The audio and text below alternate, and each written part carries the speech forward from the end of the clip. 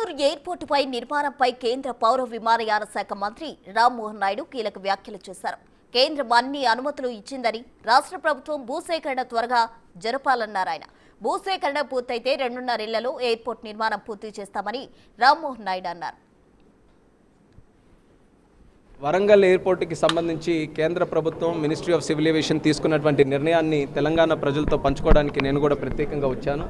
ఎంతో కాలం నుంచి కేంద్ర ప్రభుత్వం నుంచి రావాల్సినటువంటి పర్మిషన్స్ కోసం అలా వెయిట్ చేస్తున్నారు.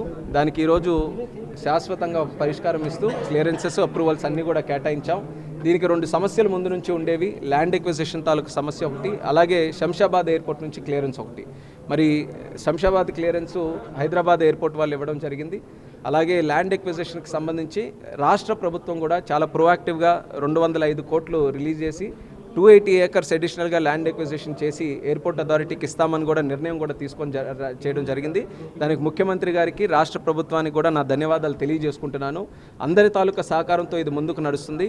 అయితే రాష్ట్ర ప్రభుత్వానికి మరొక రిక్వెస్ట్ ఏంటంటే, ఏ చొరవ అయితే ల్యాండ్ ఎక్విజిషన్ కోసం చూపించారో అదే స్పీడ్తో తొందరగా ల్యాండ్ ఎక్విజిషన్ చేసి ఎయిర్పోర్ట్ అథారిటీ ఆఫ్ ఇండియాకి ఇస్తే మేము సిద్ధంగా ఉన్నాం ఎయిర్పోర్ట్ నిర్మించడానికి. ఒక మంచి వరల్డ్ క్లాస్ ఎయిర్పోర్ట్ అక్కడ నిర్మిస్తామని కూడా మేము తెలంగాణ ప్రజలకు అందరికీ కూడా ఈ సందర్భంగా హామీ ఇస్తున్నాం. ఎంతో కాలం నుంచి, ఎన్నో దశాబ్దాల నుంచి ఉన్నటువంటి కోరిక. ఎందుకనంటే ఒకప్పుడు అతిపెద్ద ఎయిర్పోర్ట్గా వరంగల్ ఎయిర్పోర్ట్ ఉండేది. చాలా సర్వీసెస్ అక్కడ నుంచి నడిచేవి. కానీ తరచూ హైదరాబాద్ మీద ఎక్కువ ప్రమేయం రావడం వల్ల అక్కడ ఆపరేషన్స్ అన్నీ కూడా తగ్గిపోయి ఇప్పుడు ఆగిపోయాయి. ఇప్పుడు చూస్తే రన్వే తాలూకు లెంత్ చాలా చిన్నగా ఉంది.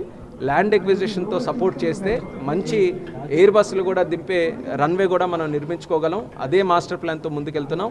సో రాష్ట్ర ప్రభుత్వం వీలైనంత త్వరగా ల్యాండ్ ఎక్విజిషన్ చేసి అప్పజెప్పాలని కోరుతున్నాం.